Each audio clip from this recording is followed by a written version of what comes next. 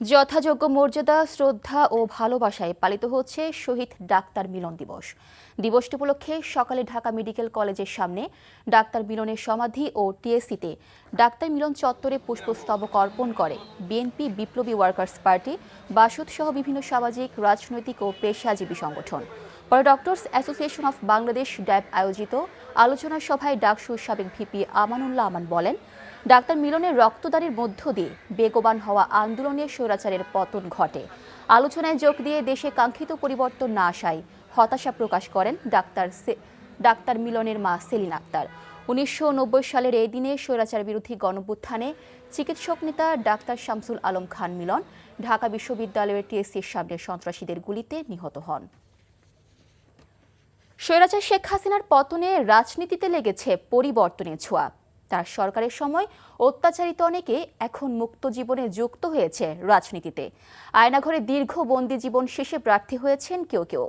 তার সঙ্গে আবার প্রতিদ্বন্দ্বিতা করছেন গুম অপহরণ বিরোধী সোচ্চার কণ্ঠ। নির্বাচনী মাঠের এমন 3 প্রার্থীর গল্প তুলে ধরছেন ওবায়দুল্লাহ মামুন।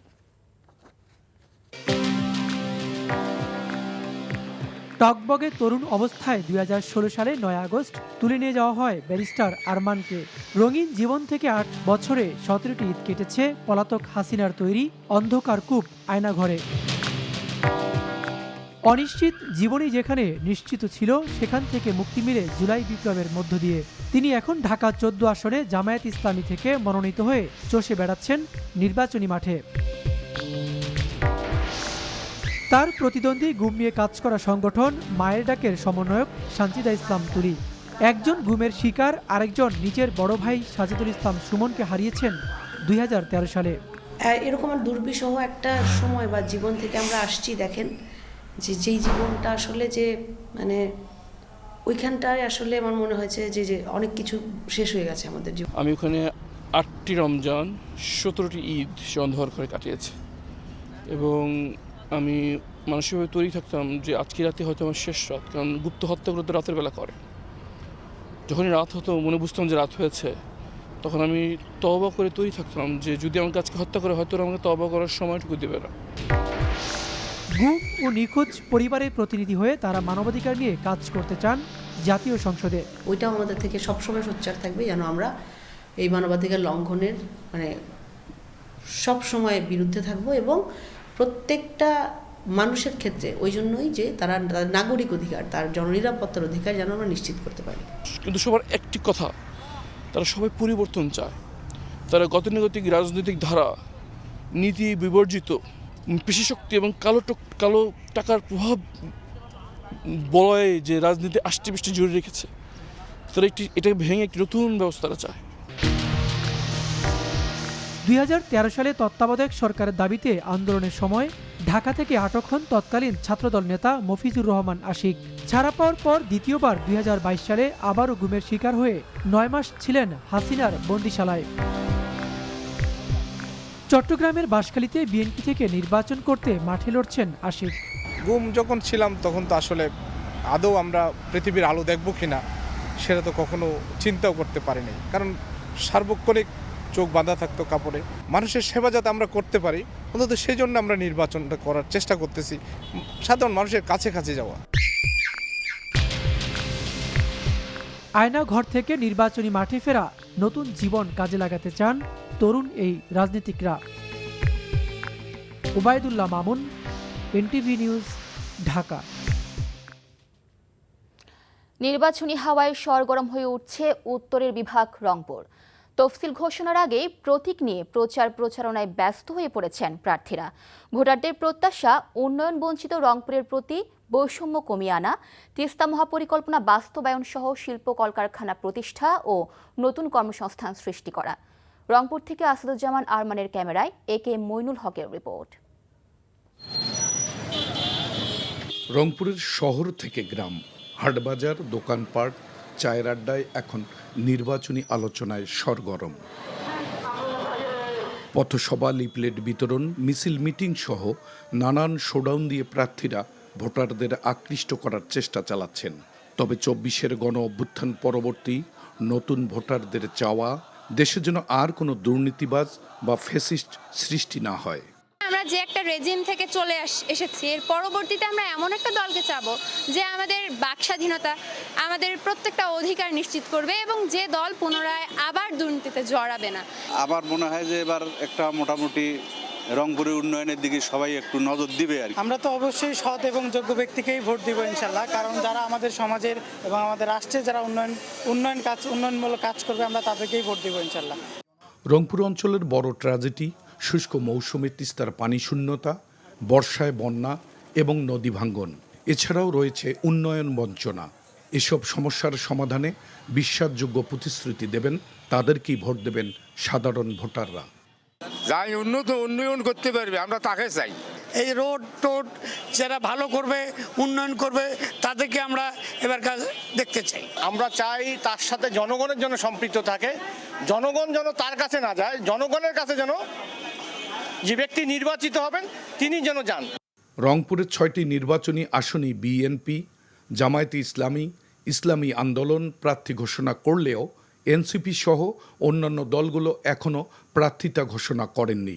তবে রংপুরের একটি আসনে এনসিপির সদস্য সচিব আক্তার হোসেন, আরেকটি আসনে জাতীয় পার্টির চেয়ারম্যান জিএম কাদের প্রার্থী হবেন এমন জোর গুঞ্জন রয়েছে। এছাড়াও মাঠে আছেন স্বতন্ত্র প্রার্থীরা। রংপুর অঞ্চলে একসময় দাপুটে অবস্থানে থাকা জাতীয় পার্টি অনেকটা দুর্বল হয়ে পড়েছে।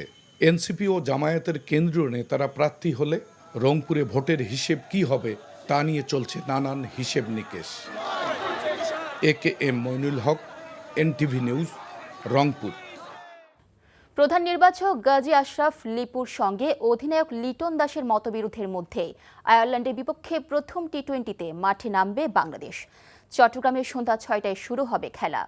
2025 সাল টি-20তে বাংলাদেশ ক্রিকেটের জন্য ছিল সবচেয়ে ব্যস্ততম বছর।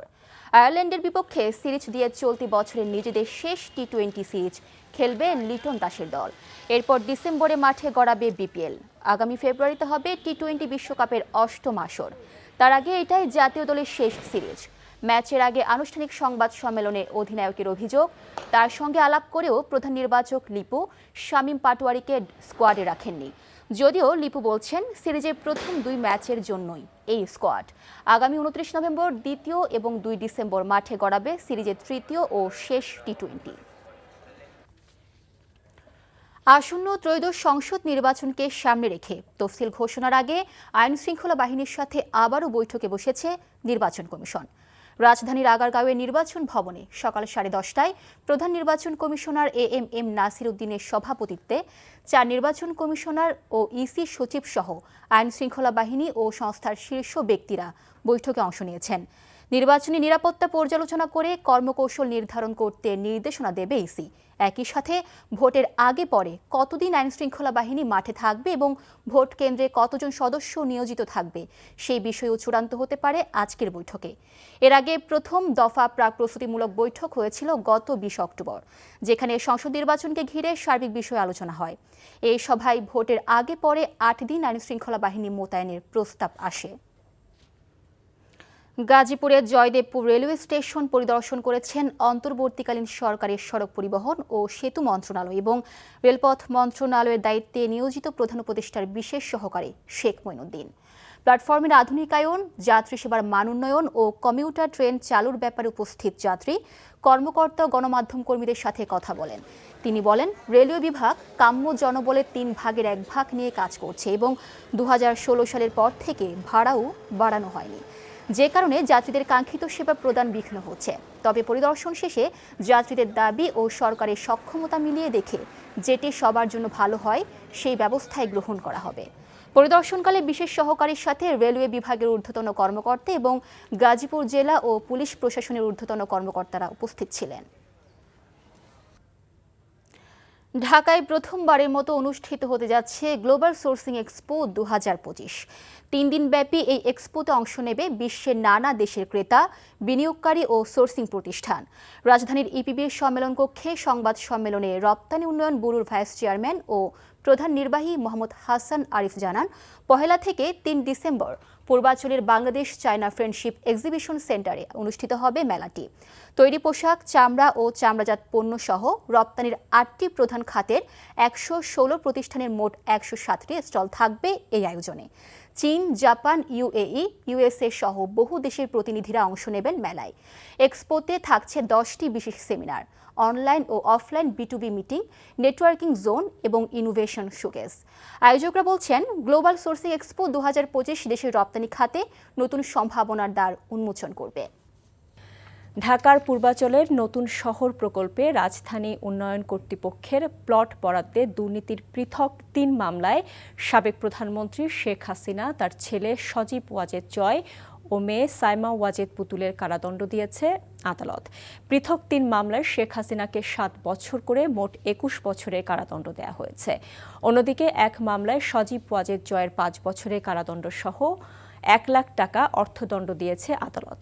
আরেক মামলায় সাইমা ওয়াজেদ পুতুলকে ৫ বছরের কারাদণ্ড দেওয়া হয়েছে। রিপোর্টে আরও জানাচ্ছেন শফি মাহমুদ সাগর। ক্ষমতায় থাকাকালে সাবেক প্রধানমন্ত্রী শেখ হাসিনা ও তার পরিবার ১০ কাঠা করে রাজধানীর পূর্বাঞ্চলে রাজুকের প্লট বরাদ্দ নেন। অবৈধভাবে প্লট বরাদ্দে দুর্নীতির অভিযোগে গত জানুয়ারিতে পৃথক ৬ মামলা করে দুদক। মামলায় সাবেক প্রধানমন্ত্রী শেখ হাসিনা, ছেলে সজীব ওয়াজেদ জয়, মেয়ে সাইমা ওয়াজেদ পুতুল, বোন শেখ রেহানা, রেহানার মেয়ে ও ব্রিটিশ MP টিউলিপ সিদ্দিক, ছেলে রাদওয়ান মুজিব সিদ্দিক ও অপর মেয়ে আজমিনা সিদ্দিক সহ আরও অনেককে আসামি করা হয়। ঢাকার বিশেষ জজ ৫-এর বিচারক মোহাম্মদ আবদুল্লাহ আল মামুন দুপুরে এ মামলার রায় ঘোষণা করেন। ক্ষমতাচ্যুত শেখ হাসিনাকে ২১ বছর সহ অপর আসামিদের বিভিন্ন মেয়াদের সাজা দেওয়া হয়। ৩টি মামলার রায় হয়েছে। এই 3টি মামলার একটির মধ্যে প্রধান আসামি ছিলেন সাবেক প্রধানমন্ত্রী শেখ হাসিনা। যে মামলায় শেখ হাসিনা প্রধান আসামি এবং উনি এই 3টি মামলাই আসামি হিসাবে আছেন। ওনার সাজা হচ্ছে 7 বছর করে 3 সাতা 21 বছর। সাইমা ওয়াজেদ পুতুল, তার সাজা হচ্ছে 5 বছর। সজীব আহমেদ জয়, ওনার সাজার মেয়াদ 5 বছর। এসব মামলায় গ্রেফতার হয়ে কারাগারে থাকা একমাত্র আসামি হলেন রাজুকের সাবেক সদস্য মোহাম্মদ খুরশিদ আলম।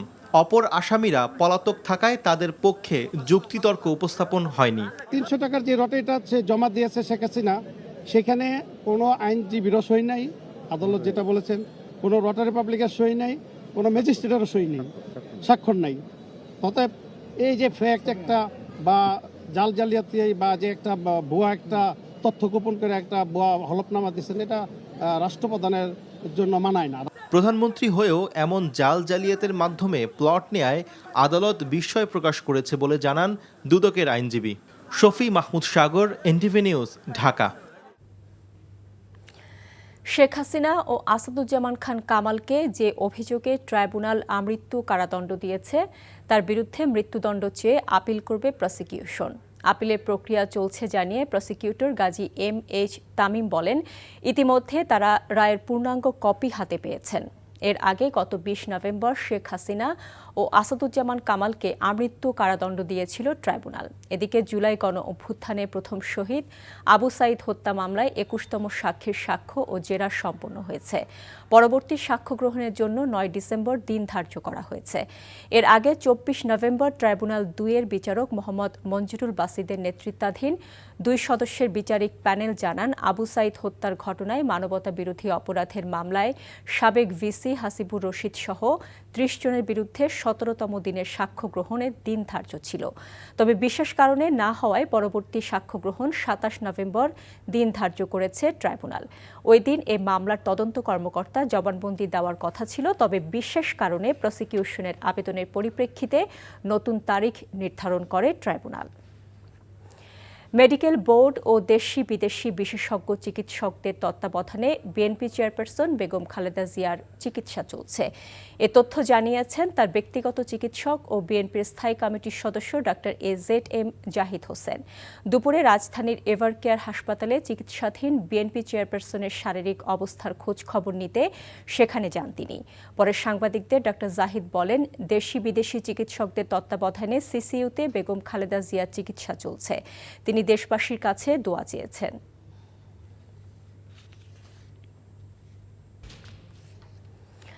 আগামী নির্বাচনে জনগণ দেশ পরিচালনায় অভিজ্ঞদেরই বেছে নেবে বলে মন্তব্য করেছেন বিএনপির স্থায়ী কমিটির সদস্য নজরুল ইসলাম খান। তিনি বলেন, গণতন্ত্র প্রতিষ্ঠায় নির্বাচনের বিকল্প নেই। জাতীয় প্রেসক্লাবে ৯০-এর স্বৈরাচার বিরোধী আন্দোলনে শহীদ ডাক্তার মিলনের ৩৫তম মৃত্যুবার্ষিকী উপলক্ষে ডাকসু ও সর্বদলীয় ছাত্র ঐক্য আয়োজিত আলোচনায় তিনি এসব কথা বলেন। নজরুল ইসলাম খান বলেন, অনেকে ২৪-এর গণ অভ্যুত্থানের সফলতাকে নিজেদের কুক্ষিগত করতে চায়, কিন্তু লড়াই করে পাওয়া অর্জনকে ধরে রাখতে হলে দায়িত্বশীল আচরণ করতে হবে। নিজেদের স্বার্থে অনেকেই বিজয়কে কুক্ষিগত করার চেষ্টা করে, মনে করে যে এই বিজয় সম্পূর্ণই তার, এই বিজয়ে যে আরো অনেকের অংশগ্রহণ আছে, এই বিজয়ে যে আরো অনেকেই সঙ্গী আছে, এগুলো অনেকেই তখন মনে রাখতে চায়। আসন্ন জাতীয় নির্বাচনকে সামনে রেখে সারা দেশে গণসংযোগ করছে বিএনপি ও জামায়াতে ইসলামীর মনোনীত প্রার্থীরা। কুমিল্লা ৫ আসনে গণসংযোগ করেন জামায়াতের প্রার্থী ডক্টর মোবারক হোসেন। একই আসনে বিএনপির মনোনয়ন প্রত্যাশী এটিএম মিজানুর রহমান লিফলেট বিতরণ ও গণসংযোগ করেন। কুমিল্লা ৬ আসনে বিএনপি প্রার্থী মনিরুল হক চৌধুরী আদালতপাড়া এলাকায় জনসংযোগ করেন। জামায়াতে ইসলামীর কেন্দ্রীয় কর্ম পরিষদের সদস্য ও সাবেক সংসদ সদস্য শাহজাহান চৌধুরী চট্টগ্রামের সাতকানিয়াতে গণসংযোগ করেন। বাগেরহাটের রামপালে ধানের শীষ প্রতীকের সমাবেশ হয়েছে। স্থানীয় একটি বিদ্যালয় মাঠে এতে প্রধান অতিথি ছিলেন মোংলা, রামপাল, ফকিরহাট সংসদীয় আসনের মনোনয়ন প্রত্যাশী লায়ন ডক্টর শেখ ফরিদুল ইসলাম। ফরিদপুরে মধুখালীতে ধানের শীষের প্রার্থীকে বিজয়ী করার লক্ষ্যে জনসভা অনুষ্ঠিত হয়েছে। নারায়ণগঞ্জের সিদ্ধিরগঞ্জে ভূমিকম্পের পর ফাটল ধরা ৬টি বাড়ি খালি করার নির্দেশ দিয়েছে রাজুক। এদিকে জাহাঙ্গীরনগর বিশ্ববিদ্যালয়ের ৩টি হলে ফাটল দেখা দিয়েছে। সকাল থেকে দুপুর পর্যন্ত সিদ্ধিরগঞ্জের হাউজিং এলাকায় ভূমিকম্পে ঝুঁকিপূর্ণ কয়েকটি বাড়ি পরিদর্শন করে রাজুক ও বুয়েটের প্রতিনিধি দল। এ সময় ফাটল ধরা ও হেলে পড়া ৬টি ভবন খালি করার নির্দেশ দেয় রাজুক। তারা জানায়, ভবনগুলো সংস্কারযোগ্য নাকি ভাঙতে হবে এ ব্যাপারে বুয়েটের প্রতিবেদন পাওয়ার পর সিদ্ধান্ত দেওয়া হবে। এদিকে ভূমিকম্পে জাহাঙ্গীরনগর বিশ্ববিদ্যালয়ের নতুন হল শহীদ তাজউদ্দিন আহমদ সহ ৩টি হলে ফাটল ধরলেও আতঙ্কিত হওয়ার কিছু নেই বলে জানিয়েছেন প্রভোস্ট ডক্টর লুৎফুর এলাহী। তিনি বলেন, সংশ্লিষ্টদের সঙ্গে আলোচনা করে ঝুঁকি নিরূপণে সার্বিক ব্যবস্থা নেওয়া হচ্ছে। ধর্ম উপদেষ্টা ডক্টর আ.ফ.ম. খালিদ হোসেন বলেছেন, দেশে কেউ ইসলাম অবমাননা করলে তাদেরকে দ্রুত আইনের আওতায় নেওয়া হবে। তবে কাউকে আইন নিজের হাতে তুলে না নিতে আহ্বান জানান তিনি। বরিশাল সদর উপজেলার চরমোনাই মাঠে ৩ দিনব্যাপী মাহফিলের দ্বিতীয় দিন উলামা সম্মেলনে তিনি এসব কথা বলেন। ধর্ম উপদেষ্টা বলেন, এদেশে কেউ ধর্মের অবমাননা করতে পারবে না। ইসলামী আন্দোলন বাংলাদেশের আমির চরমোনাই পীর মুফতি সৈয়দ মোহাম্মদ রেজাউল করিম, প্রেসিডিয়াম সদস্য মাওলানা সৈয়দ মুসাদ্দেক বিল্লাহ আল মাদানী সম্মেলনে উপস্থিত ছিলেন।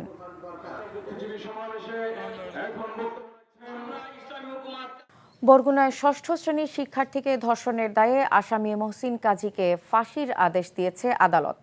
দুপুরে বরগুনা নারী ও শিশু নির্যাতন দমন ট্রাইব্যুনালের বিচারক জেলা ও দায়রা জজ লাইলাতুল ফেরদৌস এ মামলার রায় প্রদান করেন। আদালত সূত্রে জানা যায়, ২০২৪ সালের ৯ সেপ্টেম্বর সকালে মক্তবে যাওয়ার সময় আসামি ওই শিশুকে রাস্তায় একা পেয়ে তুলে নিয়ে গিয়ে পাশবিক নির্যাতন করে। এই ঘটনার পর ভিকটিম বাড়িতে তার মাকে বললে সে ধর্ষক মহসিন কাজীর বিরুদ্ধে বেতাগী থানায় মামলা দায়ের করেন।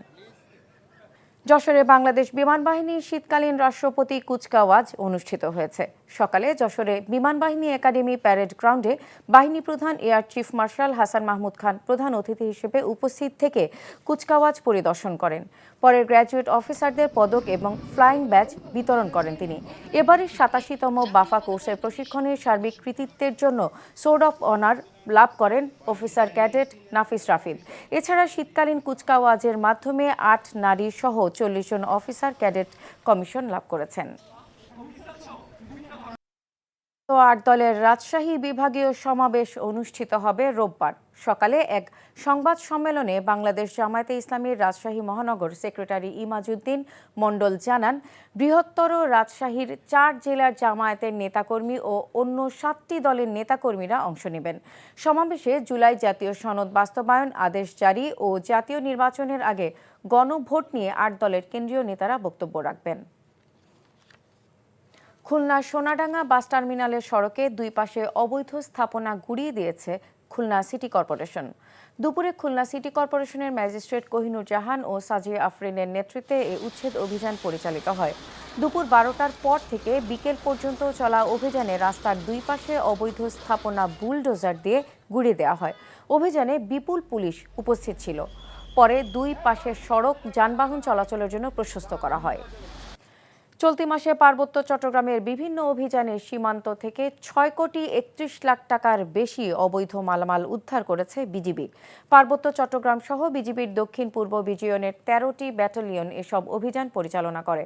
সকালে খাগড়াছড়ির পানছড়িতে লোগাং জোনে প্রেস ব্রিফিংয়ে 3 বিজিবির জোন অধিনায়ক লেফটেন্যান্ট কর্নেল রবিউল ইসলাম এ তথ্য জানান।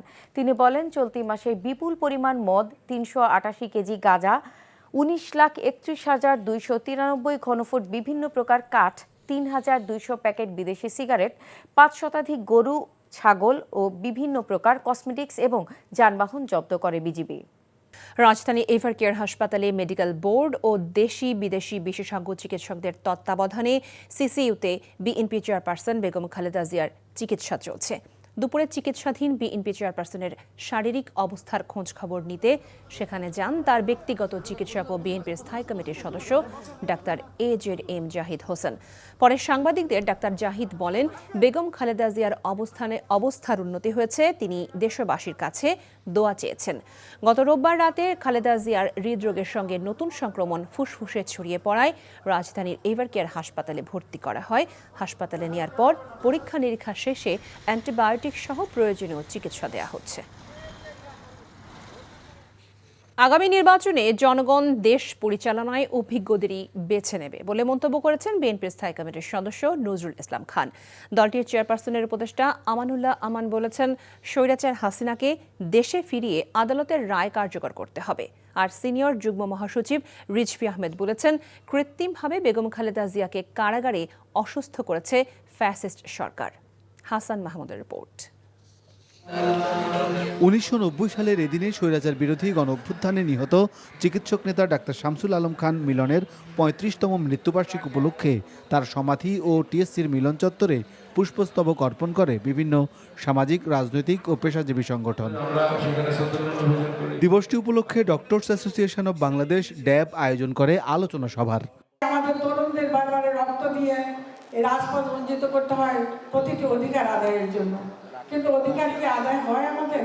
এই উপলক্ষে জাতীয় প্রেস ক্লাবের ডাকসু ও সর্বদলীয় ছাত্র ঐক্য আয়োজিত আলোচনায় বক্তারা বলেন, অনেকে 24-এর গণঅভ্যুত্থানের সফলতাকে নিজেদের কুক্ষিগত করতে চায়। আগামী নির্বাচনে যারা অংশগ্রহণ করছে তাদের মধ্যে আরেকটা দল আছে যে যারা আপনার আমাদের সঙ্গে সরকারে ছিল, কিন্তু যখন সমালোচনা করে তখন আর কি ভাবটা এই যে তারা কোনোদিন কোনো সরকারে ছিল না আর কি, একেবারে নিরপরাধ আর কি সব। আর বিএনপি একমাত্র দল বহুবার দীর্ঘ সময় রাষ্ট্র পরিচালনার অভিজ্ঞতা আছে। বক্তারা বলেন, স্বৈরাচার হাসিনার তৈরি করা আদালতেই তাঁর বিচার হচ্ছে। তারা বলেন, সে সময় কৃত্রিমভাবে বেগম খালেদা জিয়াকে কারাগারে অসুস্থ করে তোলা হয়েছে। তার এই অসুস্থতা এটা কৃত্রিমভাবে তৈরি করা, চক্রান্ত করে তার খাবারের মধ্যে বা নানাভাবেই তার ওষুধে বিভিন্নভাবেই, মানে যদি সরকারের হেফাজতে থাকে, সরকার নানা ধরনের একটি মানুষের জীবন নিয়ে ছিনিমিনি খেলতে পারে, সেটি করেছেন শেখ হাসিনা। ইতিমধ্যে তার ফাঁসির আদেশ হয়েছে, 57 জন সেনা কর্মকর্তার হত্যার বিচার হবে এবং এর পরবর্তীতে আরো যাদেরকে গুম করেছে তার বিচার হবে। বিচার তো শুরু হয়েছে তার, এবং তার দূষণদের বিচার শুরু হয়েছে এবং এই বিচার অবিলম্বে কার্যকর করতে হবে না। বক্তারা বলেন, আওয়ামী লীগের ফ্যাসিবাদকে টিকিয়ে রাখতে সহযোগিতা করেছিল স্বৈরাচার এরশাদের দল। Hasan Mahmud, NTV news, Dhaka. BNP chairperson Begum Khaleda জিয়ার সুস্থতা কামনায় সারা দেশে শুক্রবার বাজ জুমা বিশেষ দোয়া মাহফিল করবে বিএনপি। নয়াপল্টনে এক সংবাদ সম্মেলনে একই সঙ্গে জানানো হয়, 7 ডিসেম্বর থেকে 6 দিনব্যাপী দেশ গড়ার পরিকল্পনা কর্মসূচি পালন করবে বিএনপি। দেশনেত্রী বেগম খালেদা জিয়ার সুস্থতা কামনায় সারা বাংলাদেশের সকল মসজিদে সেখানে জুম্মার নামাজের শেষে বিশেষ মোনাজাত করা হবে। দেশ গড়ার পরিকল্পনা শীর্ষক একটা কর্মসূচি গ্রহণ করা হয়েছে। সেই কর্মসূচি শুরু হবে আগামী 7ই ডিসেম্বর থেকে 13ই ডিসেম্বর পর্যন্ত। এই 6 দিন এই কর্মসূচিটি অব্যাহতভাবে চলবে। জেলখানায় থাকার সময় খাদ্য বিষক্রিয়ার মাধ্যমে বিএনপি চেয়ারপারসন বেগম খালেদা জিয়াকে পরিকল্পিতভাবে অসুস্থ করা হয়েছে এমন অভিযোগ তুলেছেন বাংলাদেশ জাতীয়তাবাদী মহিলা দলের সভানেত্রী আফরোজা আব্বাস। রাজধানী খিলগাঁও থানার 1 নং ওয়ার্ড বিএনপি ও অঙ্গ সংগঠনের উদ্যোগে আয়োজিত দোয়া মাহফিল অনুষ্ঠানে তিনি এই অভিযোগ করেন। আফরোজা আব্বাস বলেন, গণতন্ত্র ও মানুষের অধিকার রক্ষার সংগ্রামে খালেদা জিয়াকে আটকে রেখে শুধু রাজনৈতিক প্রতিহিংসাই নয়, তাকে তিলে তিলে শারীরিকভাবে দুর্বল করে দেওয়া হয়েছে। জেলখানায় থাকা অবস্থায় পরিকল্পিত খাদ্য বিষক্রিয়ার ফলেই আজ তিনি গুরুতর অসুস্থ। অনুষ্ঠানে দোয়া ও মোনাজাত পরিচালনা করেন তিলপাপাড়া মদিনাতুল উলুম ইসলামিয়া মাদ্রাসার ইমাম। এই স্বৈরাচারী শেখ হাসিনাকে মিথ্যা মামলায় জেলখানায় পাঠালো এবং জেলে গিয়ে তাকে এই স্বৈরাচারী হাসিনা সরকার নিঃস্ত্রপয়জনী করলো। খাদ্যে বিষক্রিয়া দিয়ে তাকে তিল তিল করে মৃত্যুর দিকে এগিয়ে গেল। আজকে তিনি হুইল চেয়ারে করে ঘুরে বেড়াচ্ছেন। 18 নভেম্বর পর্যন্ত প্রবাসী বাংলাদেশিদের জন্য ভোটার রেজিস্ট্রেশন উন্মুক্ত করা হয়েছে। তবে ঠিকানা ভুল হওয়ায় মধ্যপ্রাচ্যের কয়েকটি দেশ সহ 7টি দেশে একদিনের জন্য পোস্টাল ভোটের কার্যক্রম স্থগিত করা হয়। দেশগুলো হলো বাহরাইন, কুয়েত, মালয়েশিয়া, ওমান, কাতার, সৌদি আরব, সংযুক্ত আরব আমিরাত। ইসি সচিব আক্তার আহমেদ বলেন, বিপুল সংখ্যক প্রবাসী ভোটার নিবন্ধনের সময় তাদের ডাক ঠিকানা বা বসবাসের ঠিকানা সম্পূর্ণভাবে বা নির্ভুলভাবে পূরণ করেননি। সচিব বলেন, প্রবাসী ভোটার কার্যক্রম উন্মুক্ত করে দেওয়ার সময় ভোটার নিবন্ধনের কার্যক্রমে সাড়া ফেলেছে। প্রত্যাশা অনুযায়ী আগামী মাসের 18 তারিখ পর্যন্ত এই নিবন্ধন হবে বলেও তিনি জানান। 27 নভেম্বর সন্ধ্যা পর্যন্ত 57,000 প্রবাসী ভোটার নিবন্ধন করেছেন বিভিন্ন দেশ থেকে। নির্বাচনের তফসিল ঘোষণা হলে পদত্যাগ করবেন স্থানীয় সরকার, পল্লী উন্নয়ন ও সমবায় উপদেষ্টা আসিফ মাহমুদ সজীব ভূঁইয়া। বলেন, যারা নির্বাচনে অংশ নেবে তাদের অবশ্যই নির্বাচনী কার্যক্রম শুরুর আগেই পদত্যাগ করা উচিত। সচিবালয়ে দুপুরে 11 জেলার 44 উপজেলায় পাবলিক লাইব্রেরি উদ্বোধন অনুষ্ঠানে তিনি একথা জানান। বলেন, নির্বাচনে অংশ নেওয়ার পরিকল্পনা থাকলেও কোনো আসন এবং কোনো দল থেকে প্রার্থী হবেন সেটি এখনও ঠিক করেননি তিনি। জানান, অন্তর্বর্তী সরকারের সঙ্গে যুক্ত অনেকেই নির্বাচনে অংশ নেবেন। ঢাকা উত্তর সিটি কর্পোরেশনের প্রশাসকের বিরুদ্ধে যে কোনো অনিয়ম বা দুর্নীতির অভিযোগের বিষয়ে কঠোর অবস্থানের কথা জানিয়ে আসিফ মাহমুদ হুঁশিয়ারি দেন, অনিয়ম কিংবা দুর্নীতির অভিযোগ পেলে তদন্ত করতে পারে দুদক, প্রমাণ পেলে ব্যবস্থা নেবে সরকার। নির্বাচন করব ঘোষণা দিয়েছে, নির্বাচন কোথা থেকে করবো এখনো ঘোষণা দেয়নি। তবে শুধু আমরা দুজন ছাত্র উপদেষ্টা না, আরও যারা সরকারের বিভিন্নভাবে জড়িত আছেন, আরও কেউ নির্বাচন করবেন এমন কথাও আছে। আমরা মনে করি যে বা যারাই নির্বাচন অংশগ্রহণ করবে তাদেরকে অবশ্যই এই নির্বাচনী কার্যক্রমে ঢুকে যাওয়ার আগেই পদত্যাগ করার প্রয়োজন এবং সেভাবেই আমরা প্রস্তুতি নিচ্ছি। দুর্নীতি দমন কমিশন দুদকের কর্মকর্তাদের স্বচ্ছতা নিশ্চিত করতে নতুন নিয়ম চালু করছে অন্তর্বর্তী সরকার। এখন থেকে দুদক কর্মকর্তাদের নিয়মিত তাদের সম্পদের হিসাব বিবরণী দাখিল করতে হবে। এমন বিধান রেখে দুর্নীতি দমন কমিশন অধ্যাদেশের খসড়া চূড়ান্ত অনুমোদন দিয়েছে অন্তর্বর্তী সরকারের উপদেষ্টা পরিষদ। রাজধানীর ফরেন সার্ভিস একাডেমিতে উপদেষ্টা পরিষদের বৈঠক শেষে আয়োজিত সংবাদ সম্মেলনে বৈঠকের এমন সিদ্ধান্তের কথা জানান প্রধান উপদেষ্টার প্রেস সচিব শফিকুল আলম। তিনি জানান, বাউলদের উপর হামলাকারীদের দ্রুত গ্রেফতারের নির্দেশ দিয়েছে সরকার। এছাড়া উপদেষ্টা পরিষদের বৈঠকে মানব পাচার, অভিবাসী চোরাচালান দমন, রাজুক উন্নয়ন এবং জাতীয় মানবাধিকার কমিশন অধ্যাদেশের খসড়া অনুমোদন দেওয়া হয়েছে। দুর্নীতি দমন কমিশনের কাজের প্রতিবেদন 6 মাসে অনলাইনে পোস্ট করবেন। যারা এই সরাসরি এই দুর্নীতি দমনের সাথে সম্পৃক্ত তাদের সম্পদের হিসাব দিতে হবে। অনেক জায়গায় গ্রামেও 4তলা 5তলা বিল্ডিং হচ্ছে, কিন্তু কথা হচ্ছে যে এই বিল্ডিংটা কি বাংলাদেশের ন্যাশনাল বিল্ডিং কোড মেনে হচ্ছে কিনা। চিফ অ্যাডভাইজার বারবার বলছেন যে যাতে বাংলাদেশে কোনো একটা বাড়িও যেন অ্যাপ্রুভাল ছাড়া না হয়, মানে এটা যেন নিয়ম মেনে হয়। ওনার একটা টপ প্রায়োরিটি হচ্ছে রোহিঙ্গা ক্রাইসিস। এটা নিয়ে খুব এমন কোনো গ্লোবাল সুপার পাওয়ার নাই বা আমাদের নেইবার নাই যাদের সাথে এটা নিয়ে নিবিড়ভাবে আলোচনা হয়নি।